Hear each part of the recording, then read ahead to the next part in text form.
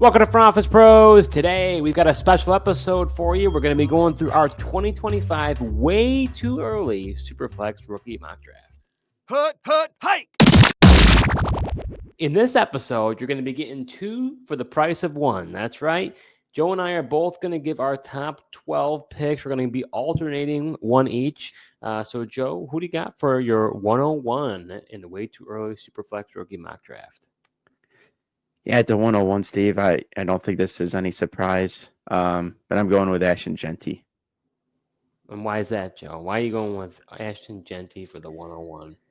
Yeah, it's tough. I don't typically, advise going for the running backs early, but this guy's just potentially, the generational type running back that they just might not be able to miss on, kind of how people kind of felt like a Bijan Robinson type of guy. I know it'll be interesting to see where he goes, and that could also impact things. But just the talent that he's shown, I know he plays at Boise State, doesn't always play the elite competitions, but I mean, just what this guy's been able to do is in the Heisman conversation.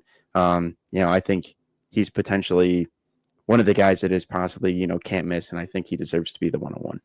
Very interesting. Well, you better buckle up because I'm going to go with a different direction for the 101. And I do want to preface by saying this is the way too early Superflex mock draft. So this could change, but give me Travis Hunter as the 101. Here's my reasoning. When you watch this guy play, Joe, obviously he was the Heisman.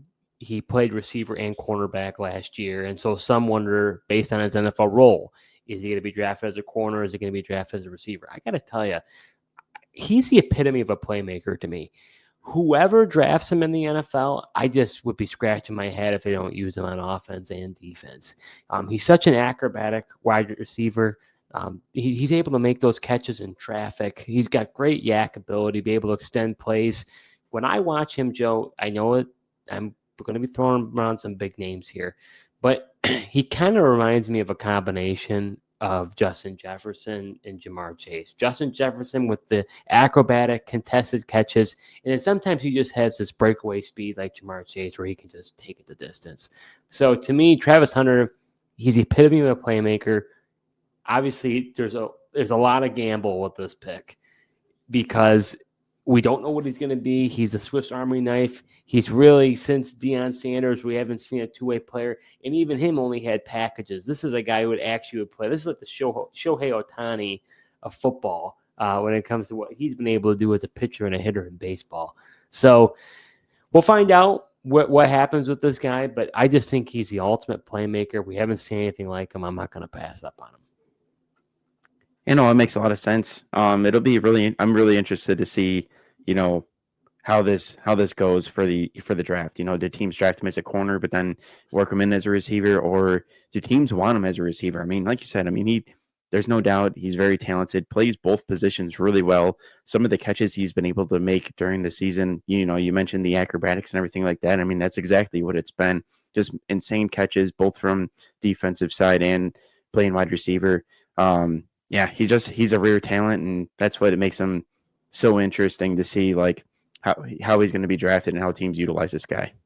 If nothing else, I could definitely see him getting. Maybe he doesn't get. Maybe let's see what his snap share percentage is. But I could see him getting a lot of touchdowns. Just him being a red zone threat, having those, because his contested catch ability is insane. Yeah, I agree. I don't disagree. It's interesting you've got him 101, but I mean. I went bold, Joe. I didn't care if the tomatoes were going to get thrown my way. I was going to do it. Yeah, no, hey, this is way too early. It's your mock draft. Your rookie Superflex. mock draft. Yeah. Are you enjoying this episode so far? Well, if you are, subscribe to our YouTube channel, smash that like button, and hit the notification bell for upcoming videos. We do videos throughout the year, so you're not going to want to miss what we have in store. All right, Joe, who's the 102 for you? All right, Steve. So at the 102, I'm going with wide receiver Tyrone McMillan out of Arizona. And I think I know you have Travis Hunter, but I think this guy's potentially the number one wide receiver in this draft class. He's got the prototypical size, 6'5", 215 pounds. But he's not just that outside receiver that's just a go up and get it guy. He's also a polished route runner. And, I think he'll have an opportunity should be able to win on his routes at the NFL level as well. I'm not surprised by this at all. This definitely fits your bill, that he's the top guy. I just so happens that I also have him at the 102, Ted McMillan. Here's the thing: when I watch him, what I like about him is because of his height, he's got great size. He can high point the ball. But what I was impressed about, like you were mentioning, was his route running ability. He's not just an out guy. He's not just go for a streak and throw it up to the guy and get it.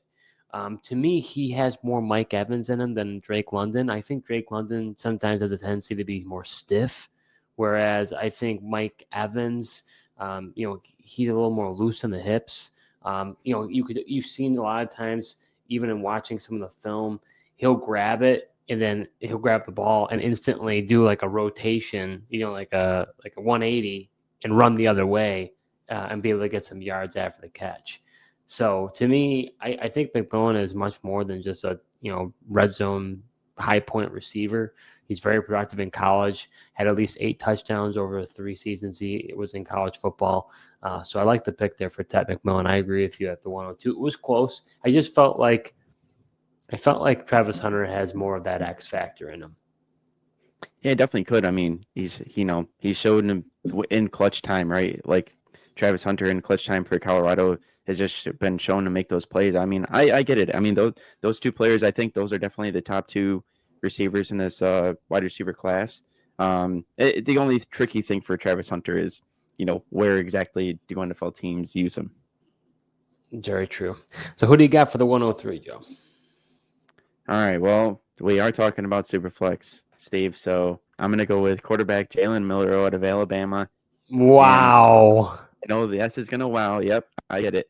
But, like I mentioned last year, we're looking at guys. The reason Jaden Daniels was my number 1 guy was just because of his mobility, his athleticism, what he brings. Now, Jalen Miller is far from a polished product like a Jaden Daniels, but he's got the athleticism.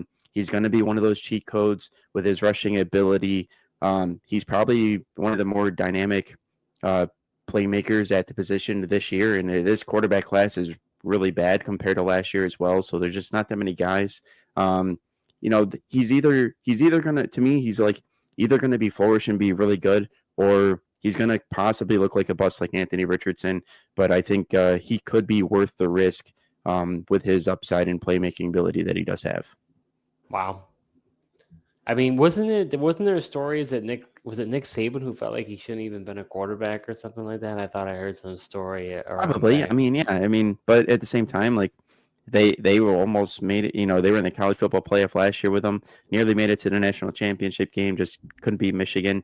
I mean, he showed him to make the plays. That's what I mean. Like, he's a boomer bust type guy, but if you're looking at it from the long term perspective, if this guy hits and it clicks and he gets in the right system, I think he could be really. I'm just shocked because he's more the athletic.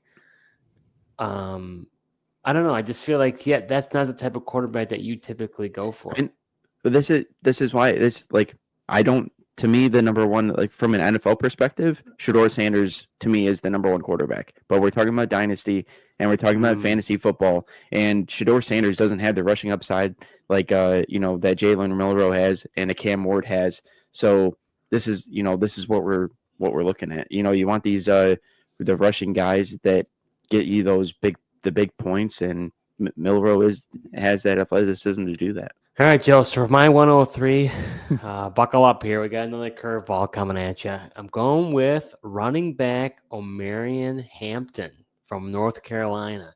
Now, you probably were expecting a different running back for me. Ahead of Ashton Jeanty.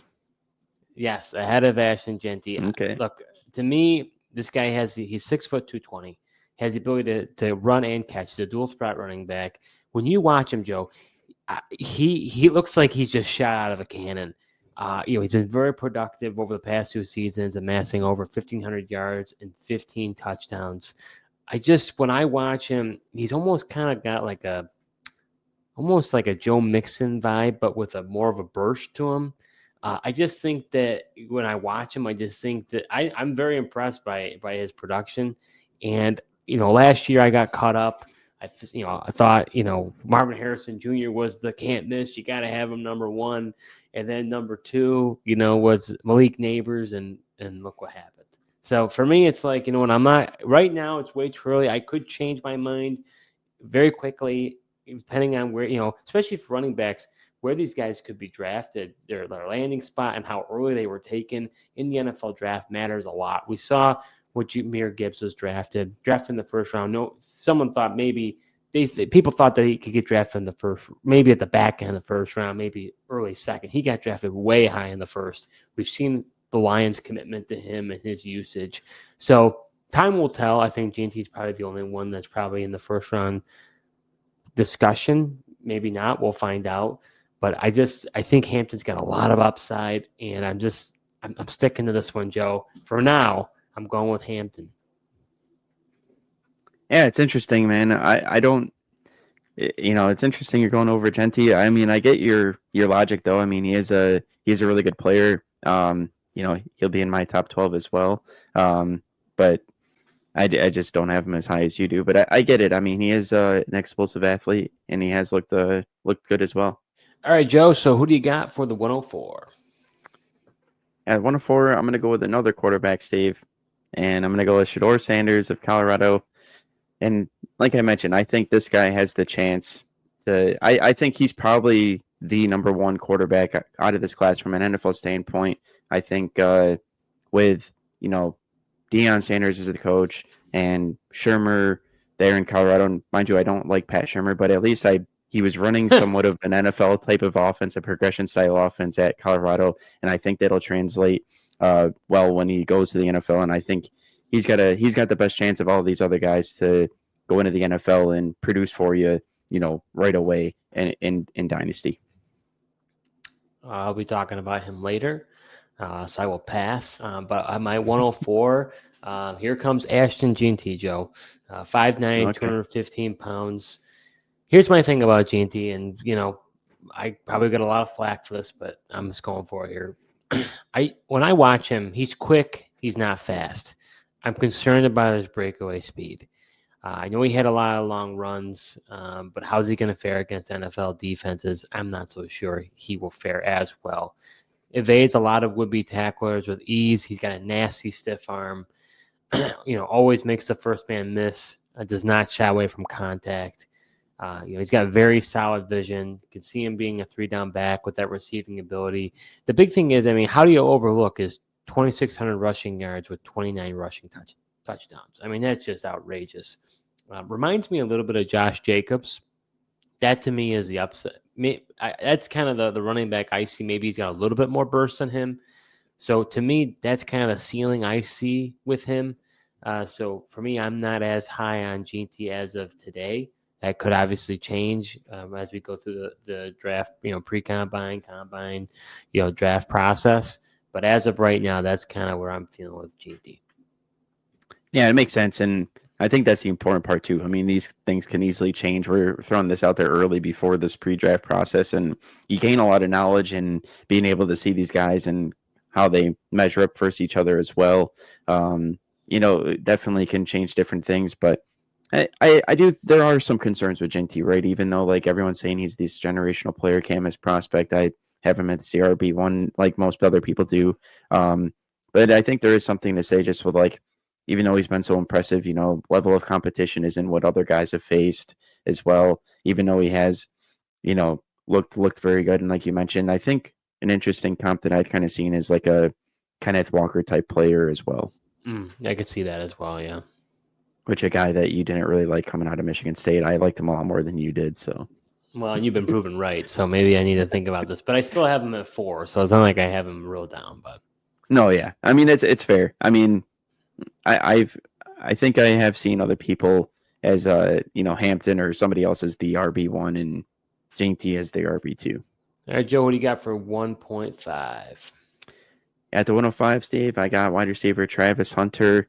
As we've talked quite a bit about here, obviously what he's been able to do playing both sides of the ball, and the fact that he was still able to lead the Big 12 in receptions and receiving scores being a two-way player is just really impressive. Yeah, I felt like, I mean, I know there was a big debate between him and GT for the Heisman. I felt like Hunter deserved it, but that's just me. Yeah, I mean, I think he should have got it just because he is a generational player, and the fact that like when are we going to see a guy like him play all these snaps and play both sides of the ball? Probably might never see it, or it might be a very long time. I mean, it's just not something you come by, and I think he definitely deserved the Heisman as well. So at the 105, this would probably be a shocker. Still no quarterback for me. Going with Quinshon Judkins, running back from Ohio State, 6'2", 219. He transferred from Ole Miss. He's been consistent as far as his production, over 12 rushing touchdowns each of his first 3 seasons. Tough-nosed runner who has some really good receiving skills. I think his receiving skills are honestly underrated. I feel like because him being in Ohio State and sharing the backfield with TreVeyon Henderson, we weren't really able to see his full potential. But now he's going to be probably heading in the NFL. We don't know if he's going to. This is it. We're way too early. Buckeyes, are in the national championship game. They won, so we don't even know whether he's going to declare or not. But I really like Judkins a lot. I think he can be an all-around back. Yeah, I mean, he definitely has shown that. I mean, obviously, national championship game, he had 3 touchdowns. That was pretty impressive. And to your point, one of them was a receiving touchdown as well. He has shown the ability, broke off a 70-yard run. But I guess that was one of the things was he did get tracked from behind on that 70-yard run, where I feel like if that was, his counterpart in TreVeyon Henderson, he probably doesn't he'd be get gone. caught. Yeah. So, Joe, what do you got for the 106? Yeah, 106, I'm going to go with wide receiver Luther Burden. And I think, I know you've mentioned a lot of running backs. I typically like to go with the wide receivers, in the dynasty leagues over the running backs just because they have the longer longevity. But I get this running back class is absolutely loaded. That's also what's kind of makes me wonder if the running, I know you pay attention to draft capital quite a bit. Does that make some of these guys slip just because this running back class is so deep? And I guess we'll see what happens. But as far as Luther Burden goes, he's a good route runner. He's an agile, quick guy. I feel like he'll be translate to a good slot receiver. And I feel like, somebody like McVay style offense, he'd fit well. And I feel like he's going to get, he's the type of guy you dump the screens off to him. And he's an elusive guy that could take it to the distance. So for me, for the 106, I'm going with my first quarterback Cam Ward from the Miami Hurricanes. To me, he's got a strong arm. He's got a dual threat ability to him. He can run and throw. I think so that makes him more of a high upside pick. A lot of people kind of make comparisons to him as far as a young Russell Wilson. Time will tell on that. To me, he has a tendency to be inconsistent. But it's interesting about him is that he's played, in college football for the past 5 seasons and has done quite well. So to me, maybe I'm wrong about this, but he kind of reminds me a little bit of Bo Nix, to be honest with you. Depending on where he goes, I'm surprised you're not higher on him because you kind of like the college football quarterback who's been in college football for several years, has all that experience, and then comes into the NFL. So I'm surprised that you aren't as excited about him. Yeah, well, I think just the inconsistencies, and then he doesn't quite have that rushing upside that other players do. And I know not necessarily. And he's got a more rushing upside than Shedeur. Yeah, I mean, somewhat. I mean, he doesn't run a ton. Like he ran a lot more outside of Miami, but with Miami, he only had 60 rushes. So he's not a guy that runs a lot. He has 60 rushes for 204 yards. I mean, even though Sanders doesn't really take off and run, he's still athletic, can make plays, and Sanders can still run if he wants to. So I just think Sanders is it's tough. All these quarterbacks are inconsistent this year. So, Shedeur Sanders has shown up in big plays. He's also looked pretty bad. And I do like, not to say that I don't like Cam Ward. I still have him in the top 12 here. I just like those other guys potentially. I think those other guys potentially have higher ceilings. All right, Joe, what do you got for the 107? All right, at the 107, I'm going to go with running back Caleb Johnson from Iowa. I view him as the RB2, Steve, and maybe this is a little bit of the Big Ten bias, but I think it's really impressive that this guy was able to rush for 1,500 yards, 21 touchdowns, and both of those numbers led the Big Ten when the Iowa offense was just so bad, and everyone knew they were going to run it, and they still couldn't stop this guy. I like his ability to break tackles as well. He's a tough runner, so I like him as my RB2. Very interesting. Well, more to come for me on that one. For me at the 107, I've got Luther Burden, wide receiver from Missouri. You kind of mentioned a couple of the highlights for him, but to me, he's very athletic. He's got that big play potential. He kind of had a dip in his junior season. I think he was suspected to be a kind of more touted prospect coming into the draft. I see him probably getting drafted in the mid to late first round. Only 61 catches, 676 yards, and 6 touchdowns. But to me, he's got versatility inside, outside, and he's great at the yak. He's a physical receiver. Reminds me of Jaden Reed, that type of style of receiver. Or we've got like guys like Rashee Rice, Deebo Samuel, those type of players. So he's got to go to the right landing spot for someone to really take advantage of his skills. So I'll be curious to see where he goes. But that's my thoughts on Burden.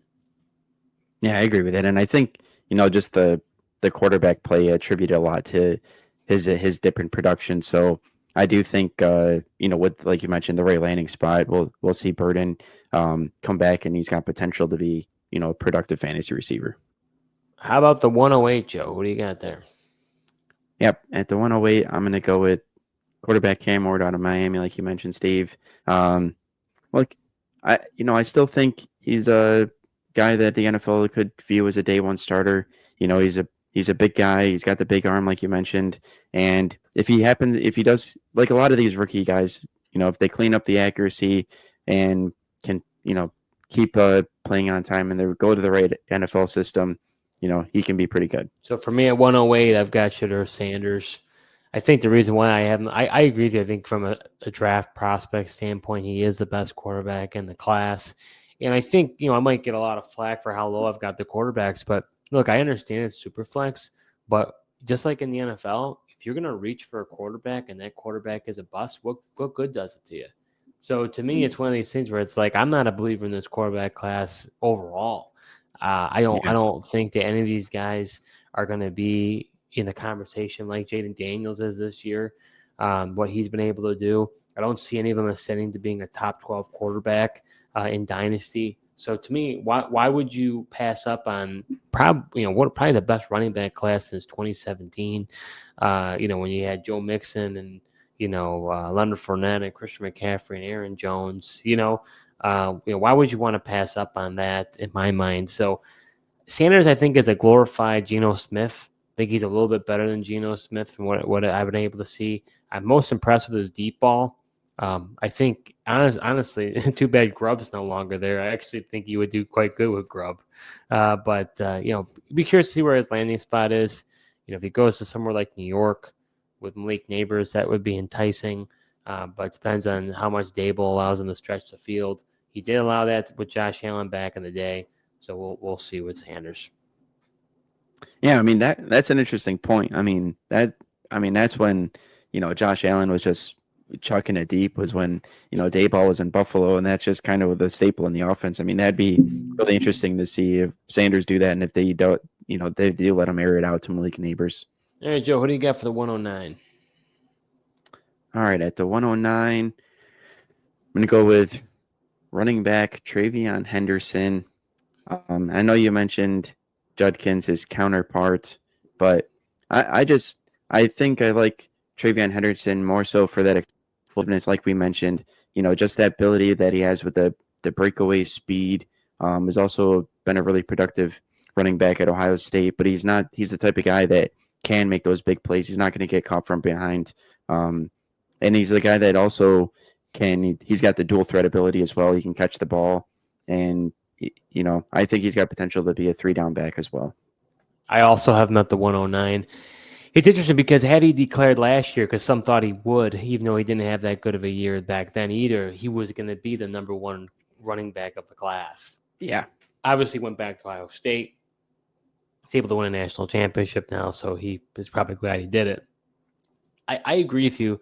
The breakaway speed is enticing, and he has that receiving ability. My thing is, I kind of wonder what his 40-yard dash time is, because I think sometimes there are some times where the defenders are actually able to catch up to him and get him tackled before he hits the end zone. So I'll be curious. That one's one of those things that maybe I'll be curious. Sometimes their game speed isn't as fast as their 40-yard dash and vice versa. He's one I'm definitely going to keep my eye on. Yeah, it's interesting. I don't know. I like guys. I like viewing their game speed better. Just because I think that's tough for the 40-yard dash. Like it's built for the guys that are like track stars and can run really fast. But sometimes you focus on that too much, and you don't take other players just because they didn't run good 40 times, and yet you look at the film or you watch them play in actual NFL games, and they look a lot faster than their 40 times. All right, Joe. So who do you got for the 110? Yep, at the 110, I'm going to go with wide receiver Emeka Egbuka. I think, these Ohio State and LSU, man, they're just wide receiver factories, spitting these guys out. You got Garrett Wilson, Chris Olave of the world who have come out, and Jackson Smith and Jake Buzz, another one.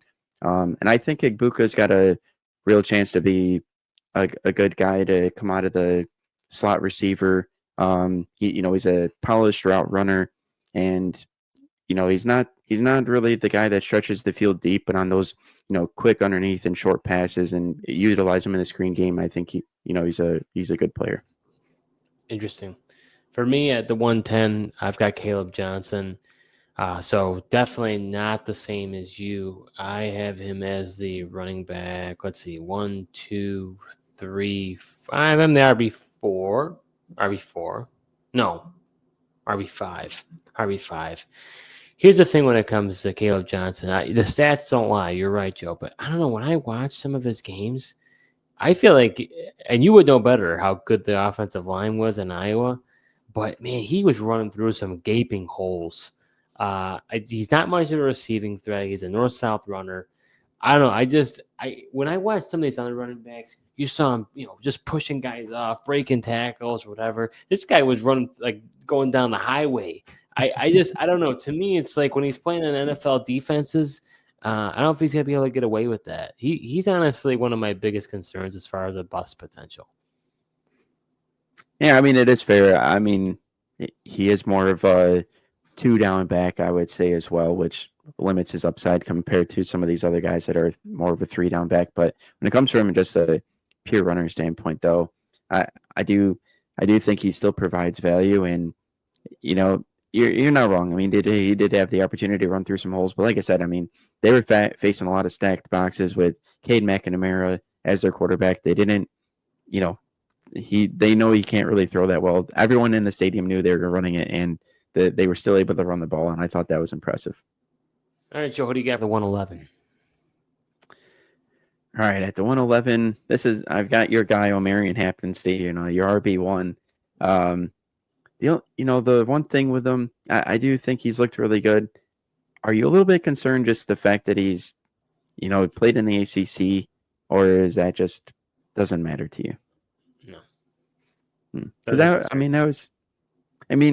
was the one thing that was a little concerning to me. Maybe it's just not fair to the ACC, but it's like I feel like if he was playing in one of these better conferences, and I know I still had Ashton Jeanty as my number running back. That's the thing about me with Jeanty, though. That's why I took him down, because he's he's still in the Mountain West, right? Where boys in the Mountain West. Yeah, he's in the Mountain West. But I mean, you're not wrong. Like Hampton, he averaged 5.9 yards per carry, got 15 rushing touchdowns.